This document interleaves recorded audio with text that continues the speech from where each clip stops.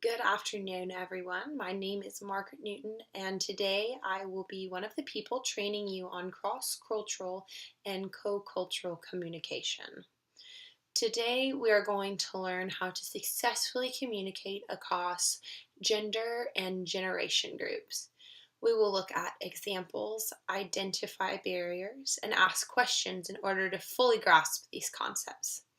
In this day and age, it is very common to work with anywhere between 1 to 3 generation gaps in the same business.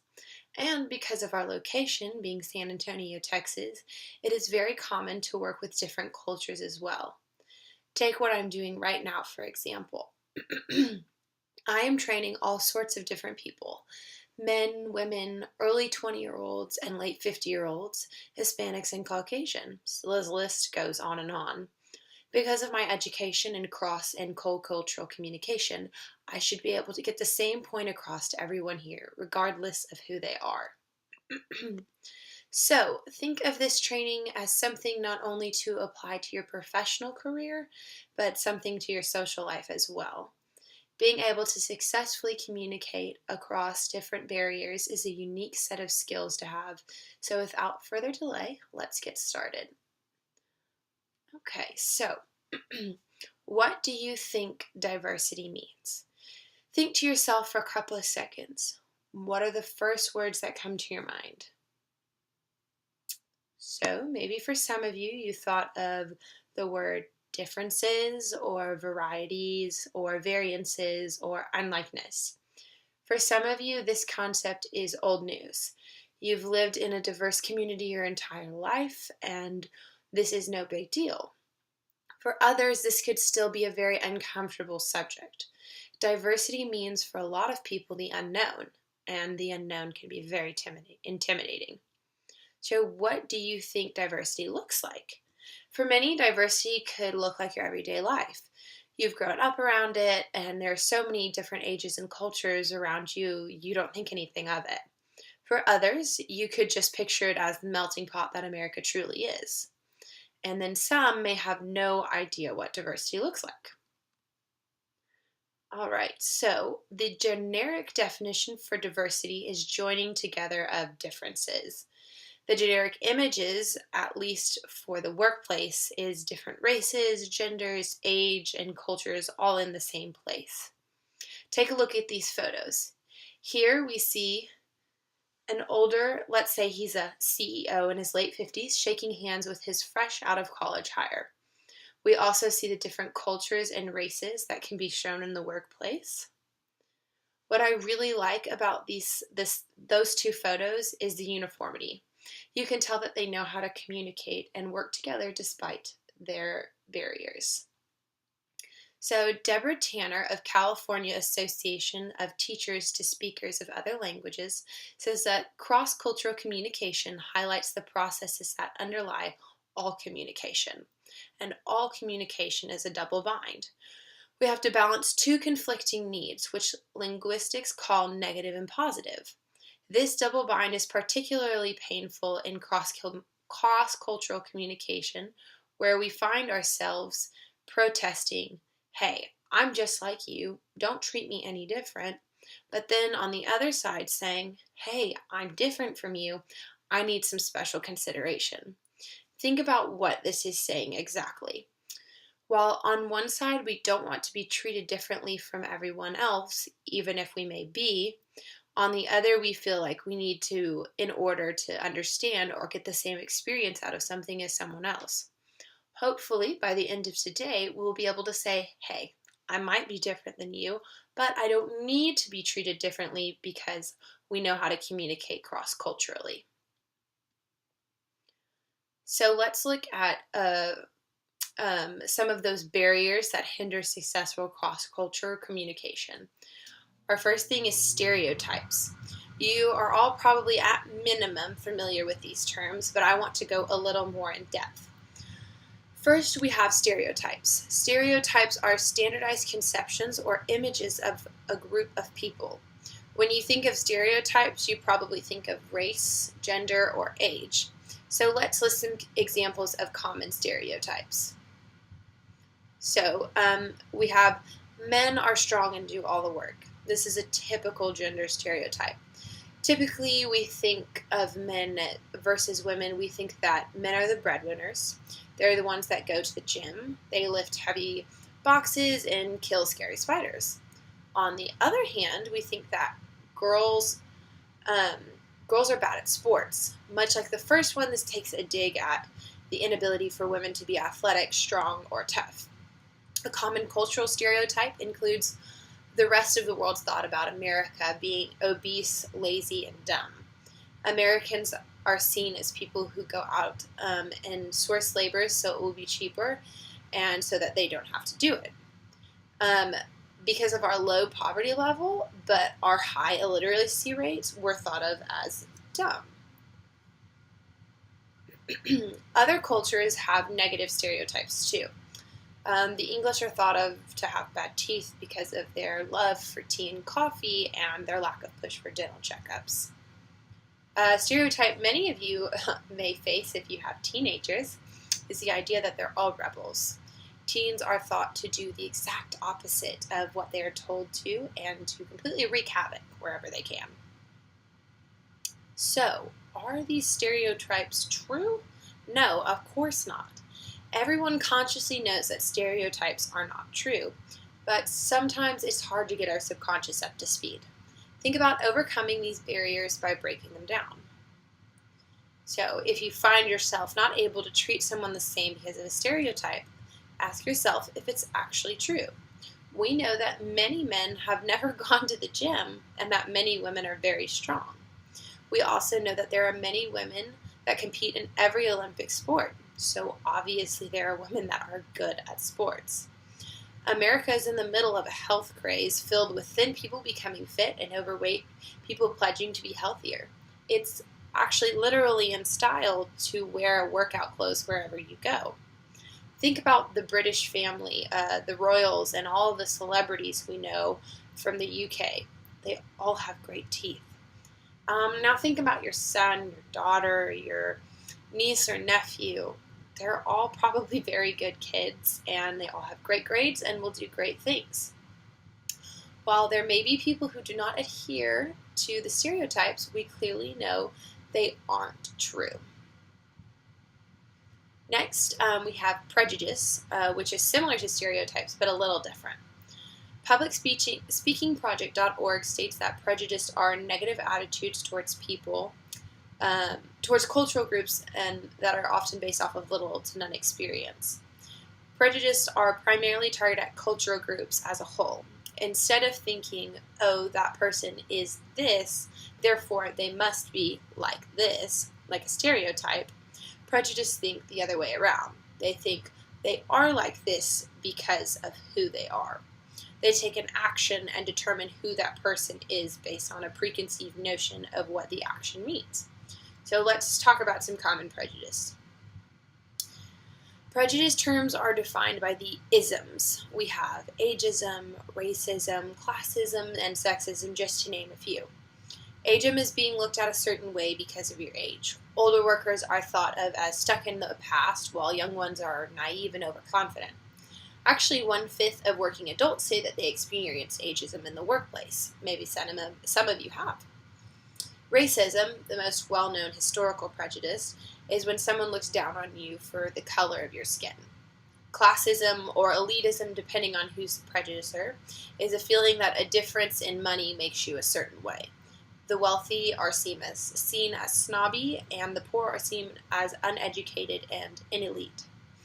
Sexism is the superiority of one gender over the other, this typically being the superiority of men over women. There's a new thing called I Need Feminism Because, and this is a big push against sexism. So where do these feelings and barriers come from? The answer is ethocentrism, or the notion that one culture is superior to another. Everyone thinks that their way of doing things is so right, and so when someone comes along that is a little different or does something different, they're looked down upon. So, do you think that this barrier to cross-culture communication is really around us?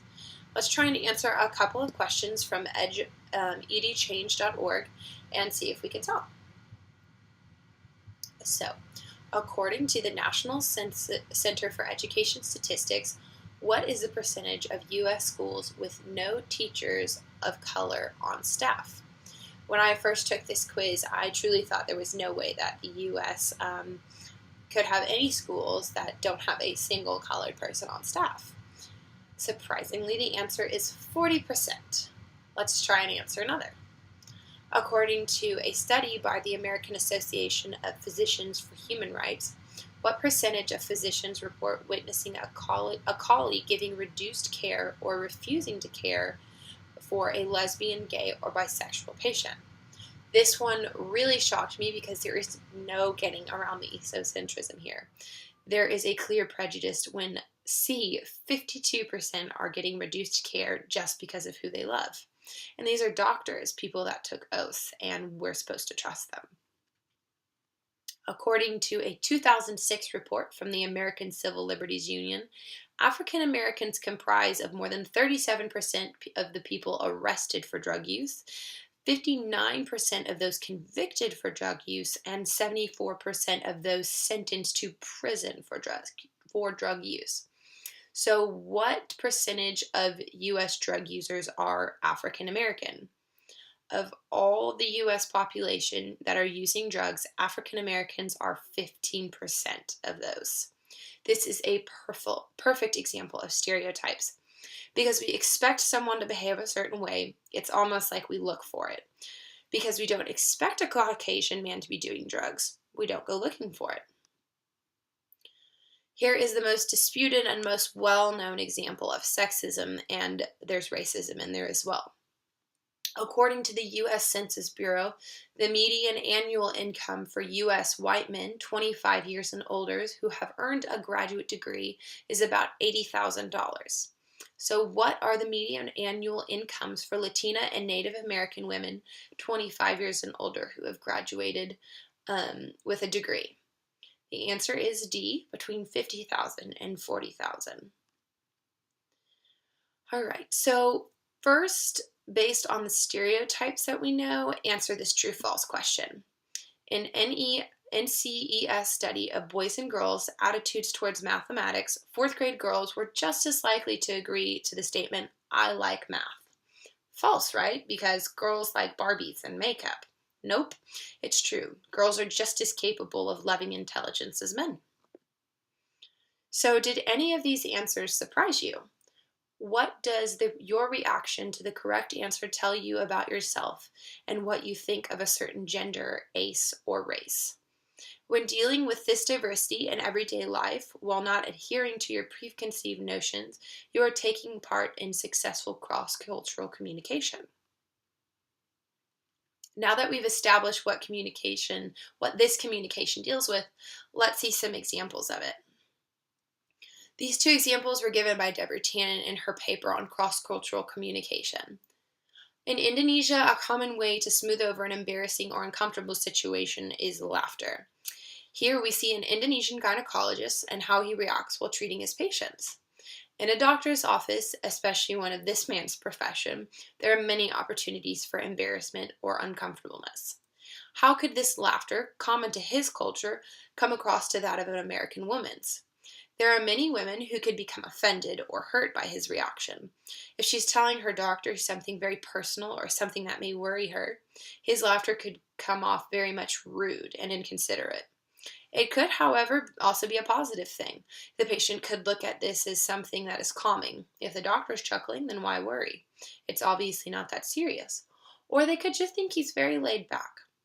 Either way, the patient isn't actually grasping why the Indonesian doctor is laughing because they don't know what his reaction means in his culture. Here we see a win-win situation, even though there is cultural differences. In a class of ethnically diverse first graders, there was an American black boy and a Vietnamese boy who became very good friends. And just like all friends do, they get in arguments. However, these boys had two very different ideas of how to win an argument. The black boy felt that he had to get the last word in, and the Vietnamese child, who was raised in a culture that promoted harmony, wanted to be the peacemaker, even if it meant maybe losing the argument. So the black child would get in his last word, and the Vietnamese boy would feel pride in letting himself be the peacemaker. Because of their cross-cultural differences, both boys felt like they had come out better off from the argument. So let's quickly review what we've discussed so far. Cross-cultural communication is looking at how people from different cultural backgrounds are able to communicate in a similar or different way. The greatest barrier for successful cross-cultural communication is ethocentrism. Ethocentrism causes people to rely on stereotypes and prejudices when trying to communicate with others. Now, next, my partner Jessica will explain effective ways to overcome these barriers. Thank you very much. Welcome, ladies and gentlemen. First of all, I would like to thank you for attending this training conference here today with me. My name is Jessica, and today I will be your consultant for this particular training. The topics that we are going to talk about today is, first, I will explain to you the effective practices for the effective cross-cultural communication. And second, I will define for you what is the concept of co-cultural communication. So let's go ahead and let's get started with the first topic. Here I have presented for you some slides so you can have a better understanding. The first topic is, what is cross-cultural communication? Let's start defining what is for you cross-cultural communication.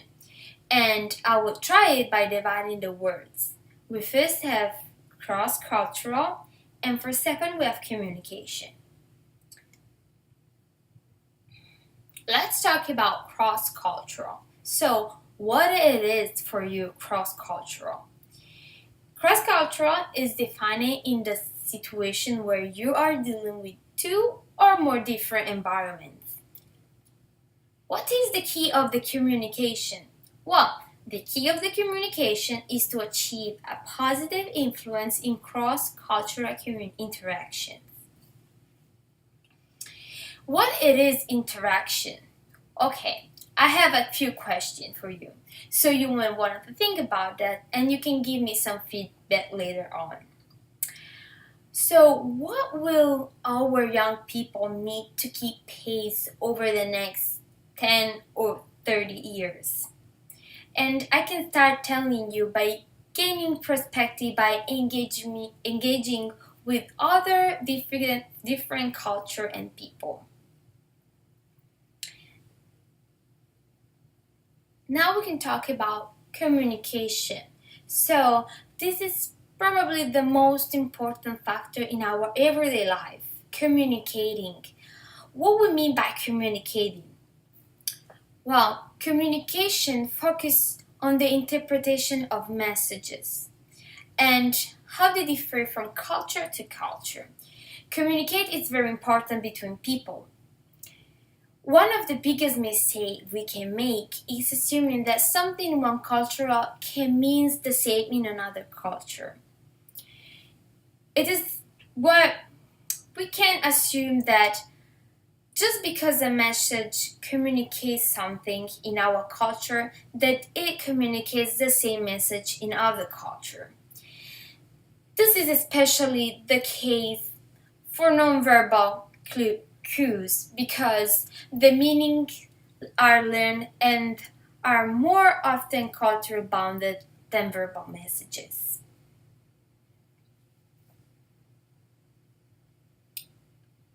What is culture for you?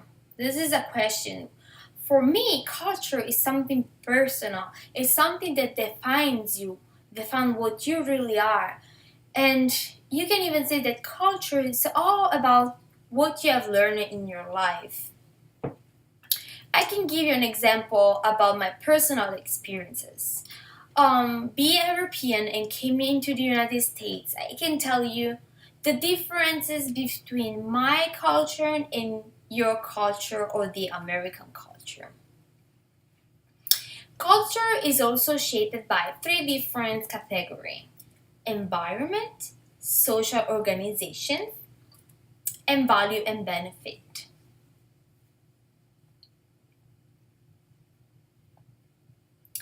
Here comes the talking section.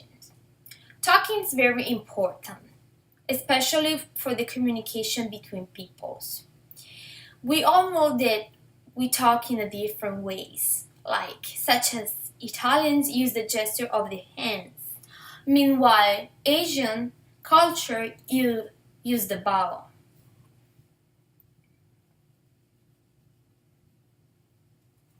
Here comes the verbal symbols, the greetings. Culture differs in the requirement of communicate, respect, and formality during initial introductions. So, for you being from a different culture, here's a chart comparing both American and Asian cultures. So, you can see American culture first value is treat others as equals. Meanwhile, Asian culture, the first value is to demonstrate respect. But the question is, how do they do that? Okay, so the American offer it to be called by first name and call other by the first name or even shaking hands. What Asian do? Asian demonstrate respect by the use of the titles and the use of the last name only, or like we said before, the use of the bow. So, when beliefs are shared among group of people, we call them values. Value systems are unique to the culture in which they are created because they serve as a purpose, a way of life rather than reflecting what the world really is. Let's talk about indirectness. Did you know that when we communicate, only a small meaning amount of information is given by words? Well, the large amount of words is captured by hints and assumptions. Even here, I can give you an example. How about if your daughter is asking you if she can go to a movie theater on a Saturday night with their friends? In this situation, you may want to give her two answers. Yes, sure, you can go. Or, it's up to you. So those two different answers have two different meanings. If you're saying, yes, sure, you can go, it is clear message of approval. Instead, if you're saying, it's up to you, well, this is an unclear message. So the receiver could understand that you don't have any pleasure or letting her go on the movie theater with their friends. So it is very unclear. Now let's define what a co-culture is. Co-culture can be seen as a subcategory within a culture. And even here we can give an example. A very easy example is reported on the slide. It says, if I'm a country music fan, I prefer to stay with friends who share the same interests as me rather than other friends that don't.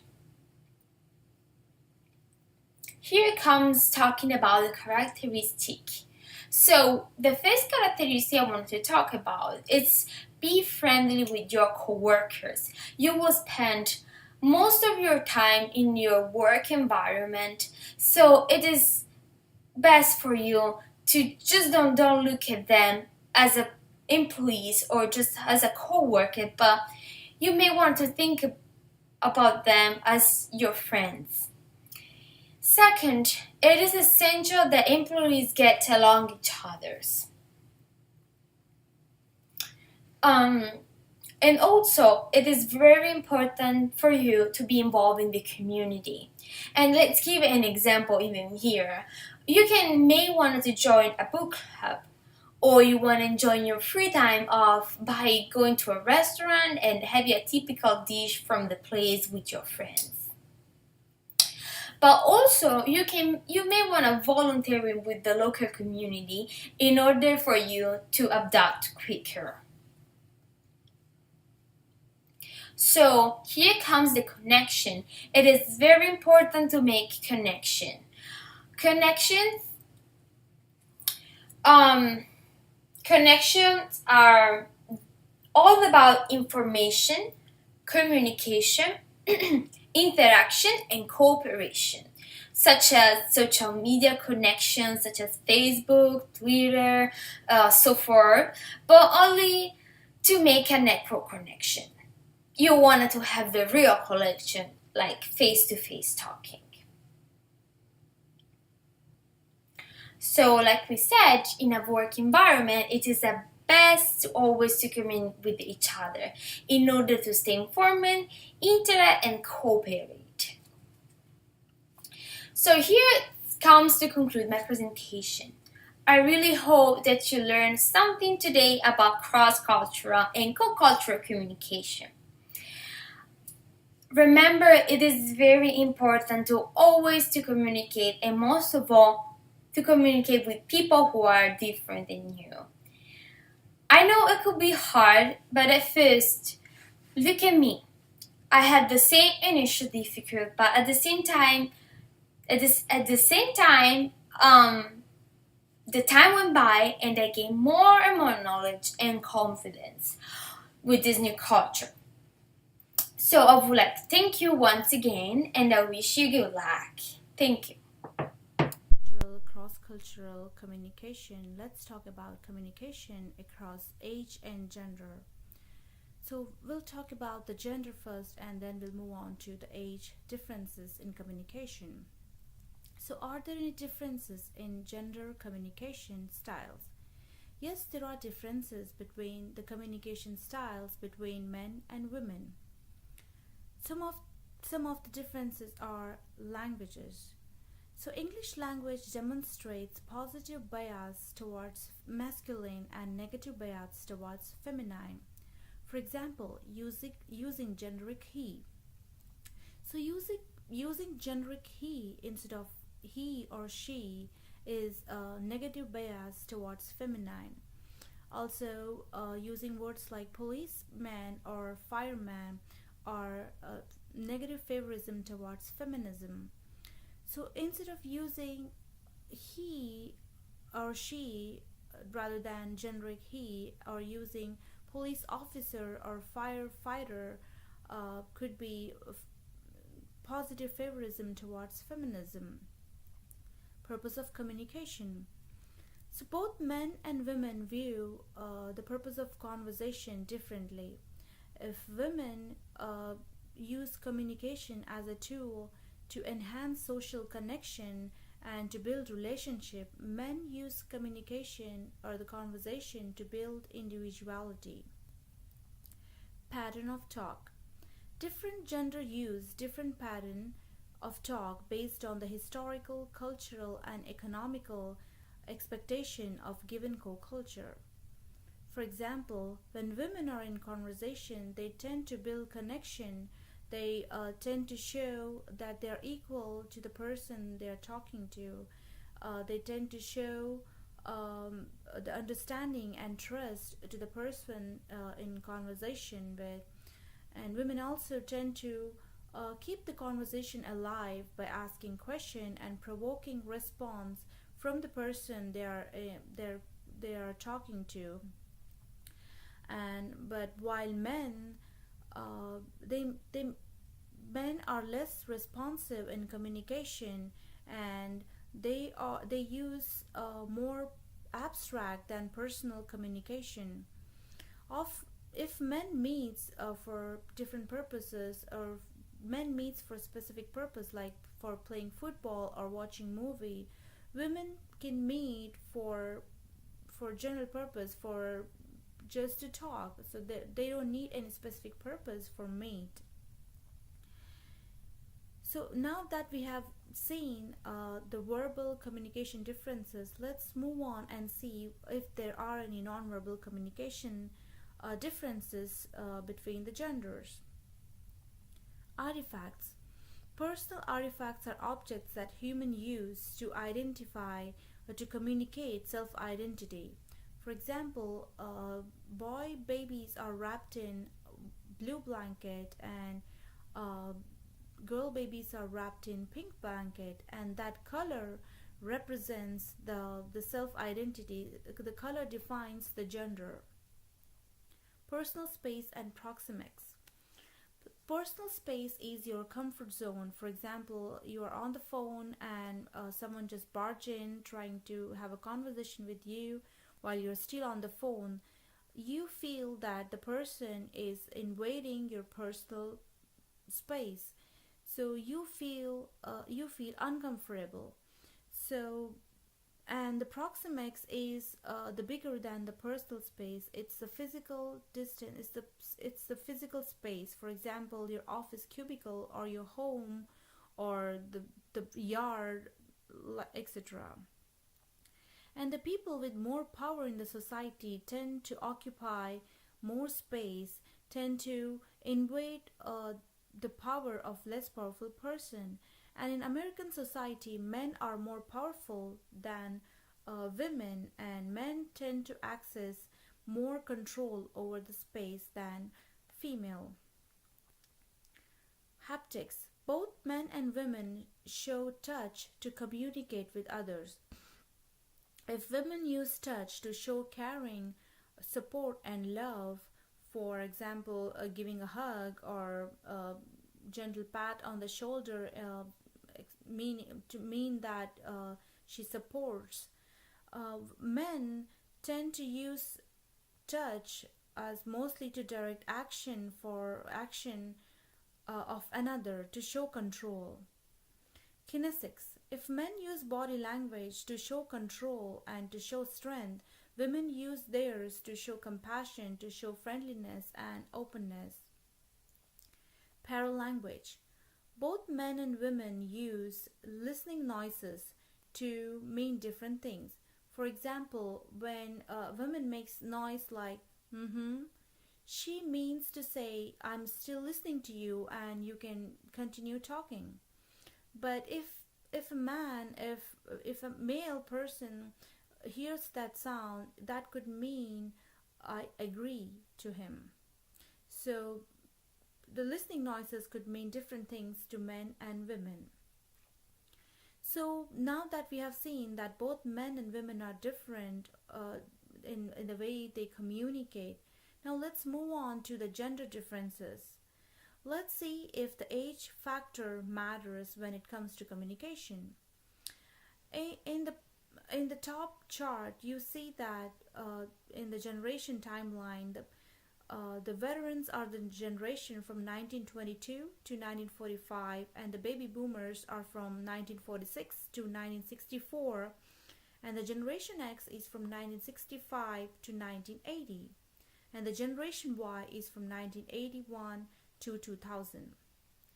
So if you look at the chart below, so these people from different generation differ in their core values, in their concept in the family, the concept of education, concept of spending money or communication, etc. For example, let's talk about the way they are dealing the money. So veterans believe that veterans believe in paying the cash upfront. They don't believe in credit. But the baby boomers, they love credit. So they want to buy now and pay for it later. While the generation X are the cautious ones. They do not want to spend more money. They do not want to spend much money, and they want to save and save. So they are the conservative generation. So generation Y are the people who think that they are earning money to spend. They don't believe in saving for the future. They would spend their money. They would spend the money that they have earned. So these differences are not just the personal or the lifestyle characteristics in this generation, but this generation also have different workspace characteristics. For example, in the chart below, you would see that the work ethics and the values and the meaning of the work, the leadership style, the message that motivates, everything is different for all these different generation. For example, the work ethics and values. The veterans believe in hard work, they respect authority, they follow the rules, and they are ready to compromise. They believe that the duty comes before fun. And the baby boomers, they are workaholics. They work efficiently, but they require quality. They demand for the quality, and when they do not have that quality, they they tend to ask question on authority. Generation X. Generation X are the self-reliance generation. They need direction and they are skeptical, and they just want structure and direction. Generation Y. So Generation Y are the generation that are curious, they are multitasking, and they are goal oriented. So these generations, they have different characteristics when it comes to workplace.